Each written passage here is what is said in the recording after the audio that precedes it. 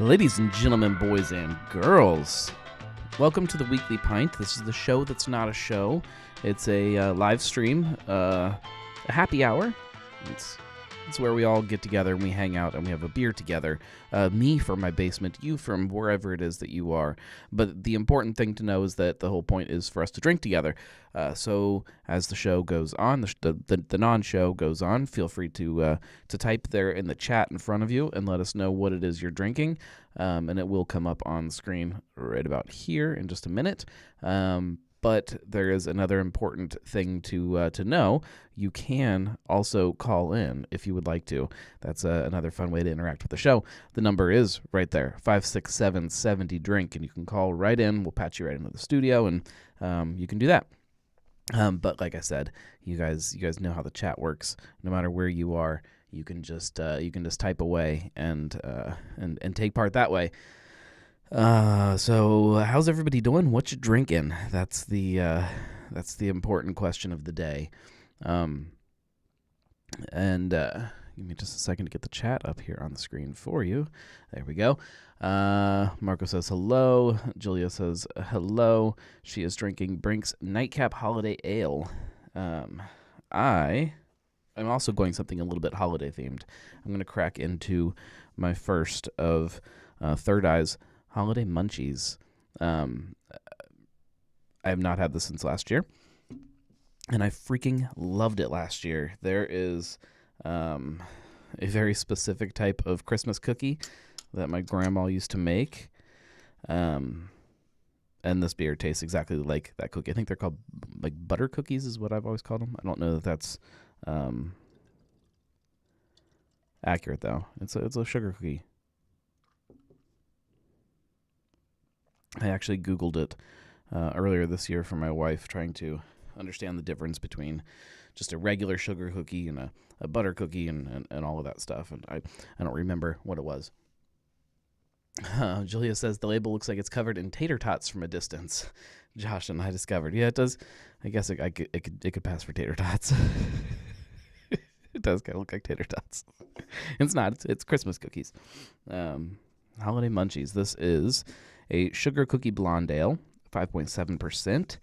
And it says, live life, do good, drink beer. That's kind of their motto over there at Third Eye. And then it says, it's beginning to taste a lot like Christmas. This blonde ale has a hefty, sweet aroma and medium body that transforms your glass into Santa's favorite midnight snack. Produced and canned by Third Eye Brewing Company.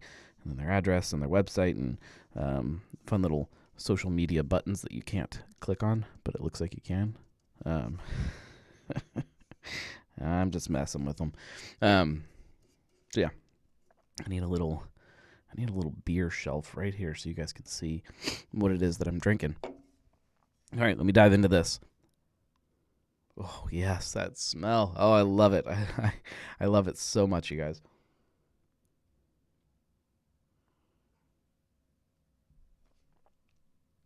It immediately takes, it's so good. It takes me right there to Christmas as a kid. And the cookies, I mean, it is dead on. It might be, if not my favorite, definitely one of my favorite Christmas beers, just because it taps into that nostalgia for me so perfect. And to me, that's a big part of what Christmas beers should be about, is the nostalgia. Which if you didn't ever, last Christmas time, I don't have the episode number right in front of me. I guess I could pull it up while I'm talking. I sat down with Brett Coleman Baker, and we did our annual, or what was annual. We didn't do it this year. Christmas episode, and give me 1 second.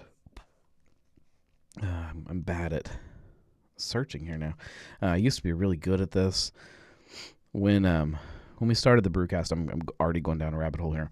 When we started the Brewcast, Mike hosted the show, and so he would kind of keep talking the whole time, and when he would say something like that, go, oh, this episode we did this, and granted we have a lot less episodes there, but while he was talking about that, I could be searching and pulling up which episode it was. Now I can't do two things at the same time, so it's really difficult.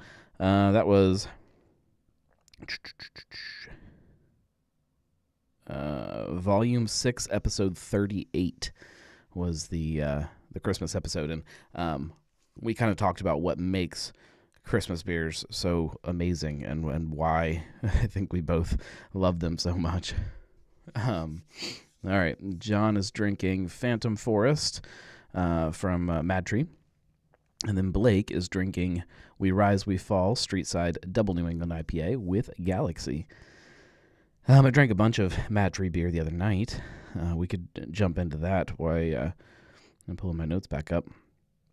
On Friday night, we did like a goodbye party for me. As you guys, I'm sure, know, I quit my job last week. Last Friday was my last day. And so we went and celebrated afterwards at Mad Tree. And I drank a whole bunch of beer, including their non-alcoholic Leave No Trace. And it was okay. I'm not going to say that it's become my favorite beer or anything like that. Thank you, Derek. Like I said, it's not my favorite beer by any stretch.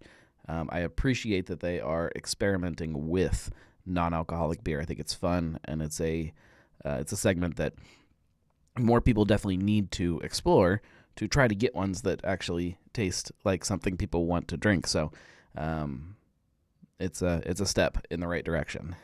We'll put it that way. But I also drank a ton of their Safety Falcon, which is they're calling it a dark Mexican lager. It's like Dos Equis, which I think is like a Vienna lager. But they serve it with a big slice of lime, and my God, it was good. So I drank a ton of that. They had their Dunkel was on. I drank some of that, but yeah, just went back to the Safety Falcon over and over and over again, which was nice. But it was not as nostalgic as this beer is. I absolutely like it. I could just sit here with it on my desk all the time because I can just smell it. I love it. Let's do we want to start with labels, or do we want to start talking about this St. Archer being purchased by Kings and Convicts? We can go either way. There's not a whole lot of label approvals, not a lot to talk about it with it, so I'll just make the decision. We'll dive into that first. We have one label this week. Again, I keep telling you guys, this time of year is a little bit slow for label approvals. You don't get a lot of breweries cranking them out. So the only one that we have to go over is this one from Moreline. Moreline / Taft's, I guess, if you know the whole drill there. Moreline does contract brew all of their beers now with Taft's. This is called Barbender. It is a Doppelbock. Kind of the names go to that blacksmith theme, which was, if you don't know, that's Christian Moreline. When he first came over to the United States, he was a blacksmith or a blacksmith's assistant or something like that. Had a little shop, and so that's kind of where they went with the theme for New Moreline. Doppelbock, 7%. I assume if you like Emancipator, you'll probably like this beer. It's probably going to be pretty similar, and yeah, it's Doppelbock. It's exciting to know that we are almost to box season. March is usually when all of that explodes in the city, and I enjoy box season a lot as a fan of dark lagers, especially. Marco says he's having a truth. Julia says, I was worried for a minute when you didn't say you were truthing it up tonight. I did go to BJ's the other night. Marco usually gets us to-go food and a truth at BJ's, if anybody didn't know that. And I did, let me switch this back over for you guys. I did, stop into it's a BJ's for dinner and had a little flight. I don't know if we ever really talked about it on the show, but the last time that I was there. Got a couple pours that were not very tasty, and there was something going on with them. I tried those beers again tonight just to see what was going on, if it was something with the beer, if it was just a anomaly from that visit, and they tasted fine. So, that doesn't solve anything, I guess, but the beer was all good. They had a new they had some kind of imperial red, which was good. Big kind of boozy, like way too much alcohol for what I want out of a red ale, but it was good. Where else have I gone lately? I stopped into Sonder for lunch and drank a couple beers at Sonder, and was a little bit disappointed. There were 4 different seltzers on tap at Sonder and 0 lagers on tap at Sonder. I'm not okay with that, and I need that to change. Again, we're getting close to box season, so I assume it's going to change pretty soon, but I did not like that. I did, however, enjoy that they now have a Broby on tap, which is the vanilla porter. If you know anything about the history of that beer and kind of the where it came from with their brewer, Ben Ramsey, that's his beer. It's a fun one. It's got a little fire hydrant on the can, and it kind of tells the story right there. But great beer, absolutely great beer. They are changing it over to a vanilla porter all the time now instead of just a porter and then with a vanilla variant. But it's great. So if you haven't tried that one, get over there and try that. And then they've got a couple new things coming up here soon. I think they have the next in their emoji series getting ready to come out. But yeah, I need more lagers. All right, let's talk about this St. Archer news. So St. Archer was a brewery that was founded in like 2013, I believe. Eggplant emoji beer. No. That would be good, though. The brewery, St. Archer, starts up in 2013. By 2015, they get bought out by Molson Coors. I don't know what the name of the company was at that time. It was probably just Miller. They bought this little brewery out. You'll remember maybe 2020, I think, 2019, 2020, somewhere around there, they started a big marketing push of this St. Archer Gold, which was kind of a light, health-focused lager, kind of like your Mick Ultra, just Miller's version of Mick Ultra. Although they probably hate that I would say it that way. It was an okay beer. It was fine. But they stopped pushing that, and very quickly after they stopped pushing that St. Archer Gold, they announced that they were not going to be making any more St. Archer beer.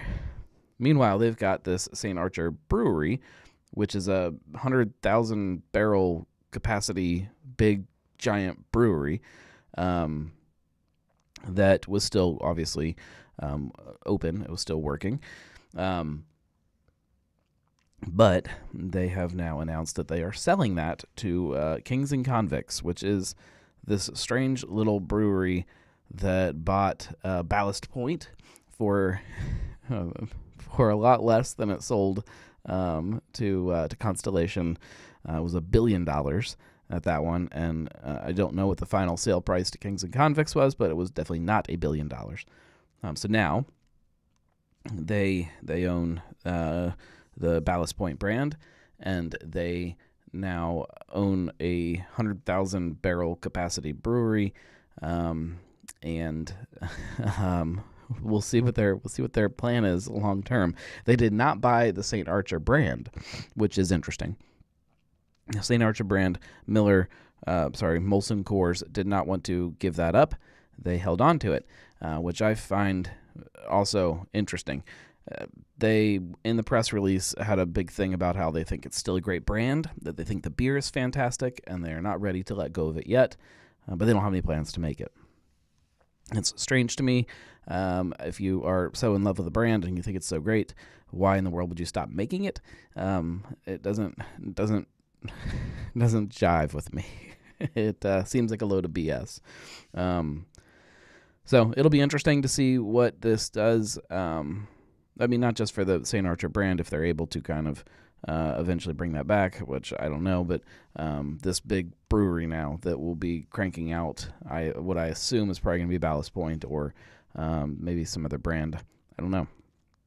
If I was one of the other brands that Molson Coors owns, Terrapin, Revolver, Hop Valley, Atwater, I feel like I'm missing somebody. If I was one of those brands, I think I'd be a little bit nervous at this point that at any minute they could come in and say, like, we love your brand and we love your beer, but you're gone. It's a scary thought if you are somebody that started this brand and you do have some kind of feelings for it or about it still, which I don't know if that's the case with any of these. If you get your payday, maybe you're gone and you don't care anymore. I don't know. But I would be nervous if it was me. So that's all that I've got written down for the news. This week, if you listened to today's podcast, I finally got around to recording it at 9 p.m. last night. I finally got it up. It's kind of walking you through some of the stuff that's going on in my professional life and how that factors into the podcast and the blog and all of that. There's a lot to come with that. In the meantime, before you really start seeing those changes, I'm going to be busting my butt working and trying to start this business from the ground up the right way. So I'm building some new portfolios and things like that on the photography side of stuff. So just a lot of work, a lot of time to dump into that to get it to where it needs to be. But I'm really excited for what it means for especially having not just Cincy Brewcast, but Drinking with the Gnome, which has not gotten the attention that it deserved in the last year. I'm excited to be able to give it some more attention. The YouTube channel, being able to put some more time and some effort into the YouTube channel. I'm really, really excited about that. Let's see how I can grow that and how I can change kind of the direction of it and what some of the stuff on there is. So it'll be good, and I am thankful that you guys are all along for that ride with me. If you, Julia says, what's this nonsense about Prost changing its name possibly?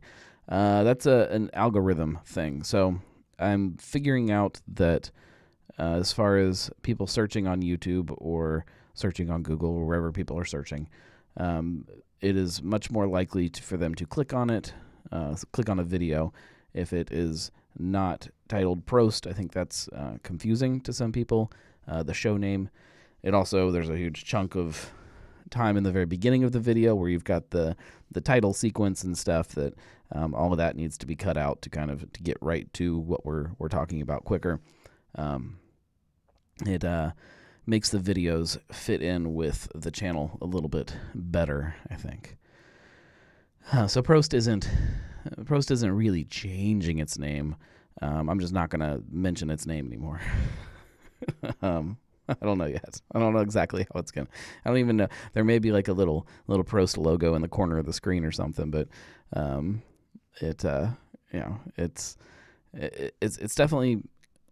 I consider it kind of a show, but it's also not really a show. It's just a weekly video that gets put out. So I don't know.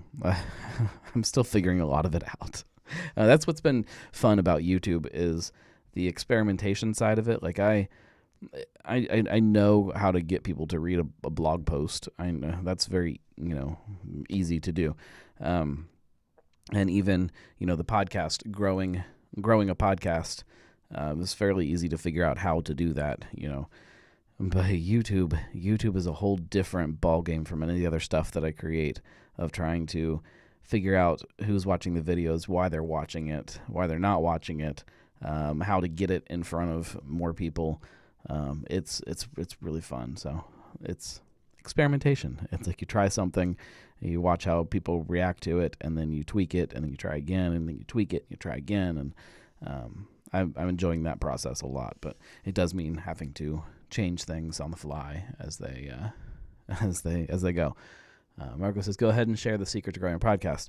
Lots of episodes. Just keep recording episodes and share them. Get them onto social media and get you share them and get other people to share them. It just takes time. As the time and good content. It'll happen over time. Some of those people with the biggest podcasts, they're big just because they've been around the longest and they don't quit. That's the real secret to it is just keep recording, keep creating, I guess, is the secret to everything. Well, we're gonna wrap this up a little bit shorter. It's been a heck of a day, and it's gonna be a heck of a day tomorrow. Sean says, or give Zuck a ton of money. I mean, that's getting in front of more people, but you still have to get them to click on it at the end of the day. I have not played around, so now that Facebook has integrated podcasts into the actual Facebook, where you can listen to a podcast episode while you're in Facebook, I haven't played around with using boosting or running ads and stuff on Facebook with a podcast episode, but there may be something to that. John says to Marco to talk about good beer. Duh.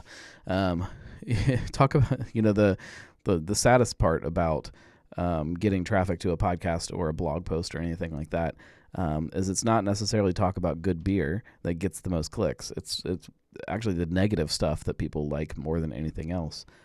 So talk about bad beer and you may get more traffic. Marco says, I'm going to throw $5 at it and see what happens. Zach says, is it cold down in the basement? You look all cozy. Yeah, it's kind of freezing down here today. I was all set to fire things up, and I sat down. I'm like, man, it's kind of cold in here. I usually have like a little fireplace heater kind of thing that sits right outside the door here, that warms it up pretty good down here, but it's still sitting upstairs in the living room. We pull it up at Christmas time because my kids like to sit in front of it and read books and stuff next to the Christmas tree, and we just haven't carried it back down after Christmas, so now it's cold. No, he's just been adventuring. This is actually the drinking jacket. This is not. This is pre-adventure. This is vintage. What was I just talking about? I forgot. Marcus is going to throw $5 at it. You might want to try, but it would be interesting trying to see how many of those people are actually listening, and you'll see that, but in the actual listens. But Sean, I was going to ask you how you felt about the brewery stars ratings. I've seen those being shared around. Anytime you get people to comment or engage with what you're putting, it's going to be good for traffic. Even if you put out something that is completely wrong to get people to argue with you, that generates traffic. There's a lot of people that do that. And there's people that will create a list that's the best this or the worst this just to get people to tell them that they're wrong. We've probably talked about that a little bit more in the past. But Zach says, does anyone have any word on if Warped Wing and Mason opening? I mean, they are opening, but I don't think they have a date yet.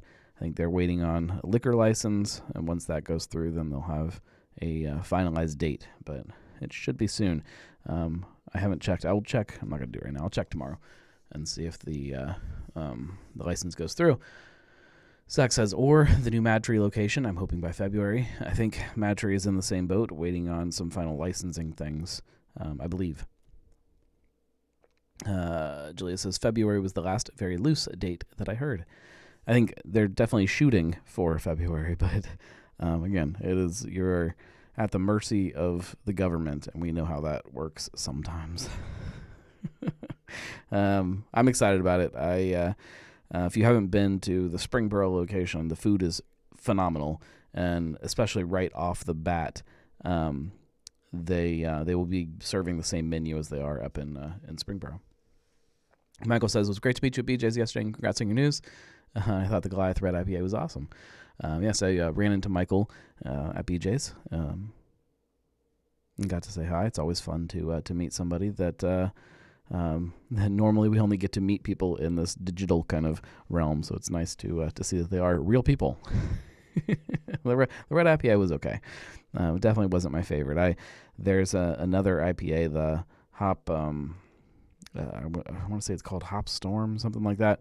That was the one that I enjoyed the most. But I only tried 4 beers. I tried the Jeremiah Red because that was one that tasted like crap the last time I was there. The Pilsner, the Goliath, and then that Hop Storm or whatever it's called. And out of those, I like the Hop Storm the best. I always really liked the red ales that they did. They have the Jeremiah and then the Oasis, and they both, as I remember, were both always pretty solid. And a red ale sometimes is just a red ale. It's hard to make it stand out amongst all the other stuff that's out there. Hop Stormers Ice, yeah, I think that's what it was called. Zach says it's my birthday next month, and I'm hoping to get some people out from my group and anyone else to say, hey, the last weekend in February to help celebrate. We'll post it, and I will give it a share so that people know what's going on. And Tim says, go Bengals. Yes. It's going to be a nerve-wracking one, that's for sure. I don't know if you guys, I assume everybody watched the game and saw some of the stats and stuff that they're putting out, that there were only like 6 people on the team that were alive the last time the Bengals won a playoff game. Somebody said that, what was it, the text messaging, that there has never been somebody that texted about the Bengals winning a playoff game because text messaging didn't exist. Sean says the Raiders stink. Zach says, go Pack Go, but I'm rooting for the Bengals too. It's hard when your team is not a local team, because yes, you get most of the games, but just kind of being able to take part in that local excitement of a team doing well, it makes it a little more difficult. But it's good. It's gonna be a fun season, hopefully. Julia was just typing that about the texting. Man, if only some semi-local brewery had Bengals colored hats. There seems to be lots of breweries that are willing to crank out Bengals colored hats for even if it's not their colors. That Bo Jackson curse, I hope, is lifted for Bengals' sake. I'm excited to see what they can do. Way better than I thought they were going to look this year, so it's been really fun kind of watching them and getting to root for a really good winning team. So, especially with Joe Burrow, he's definitely the real deal. So, all right, guys, we're going to wrap this up. I'm going to go warm up and drink some beer. Sean says this Browns fan is a Bengals fan for the playoffs. I appreciate that immensely as a Bengals fan. I don't know that I could have returned that favor if the roles had been reversed. I guess if I'm watching, if the Bengals were out of it and the Browns were in it, I may want the Browns to win over another team, but I don't know that I would be a fan. I don't think I could call myself a fan. I feel like it would be turning my back on my team, which is ridiculous. My team. All right, guys. Everybody hang in there, and we've got more content coming. I have, I think, 3 shows that I'm poking at right now, trying to get the days figured out on who's going to record when. So once those get settled and finalized, I will let you guys know what's coming. And I can say that the Lost Bridge Beverage Company. I think that's what their official name is.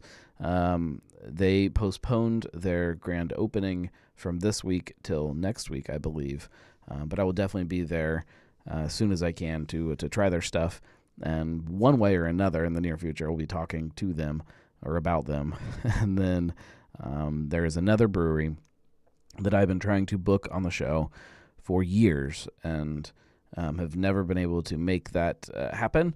And I'm going to either book that show very soon or I'm just going to show up with somebody and we're going to go guerrilla style and we're going to sit down and we're going to drink their beer and talk about them right in front of them. So that's stay tuned for that. It's always fun. Thanks, guys. If you like this show or any of the shows that I do or any of the stuff that I do, make sure you go to thenarlygnome.com/support. Marco knows what's up. And you can always support that way because it helps. It helps a lot more now than ever before because it helps keep all of the gears moving while I get to try to get out there and start a business. So thank you, guys. We will be back next week. Same time, same place. You definitely know the drill by now.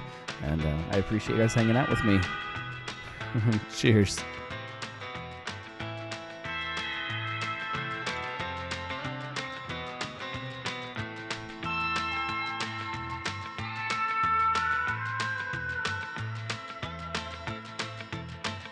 If you guys think about the breweries that I haven't been to that have been around for a while, I'm sure that if you hang out with Marco, you can narrow it down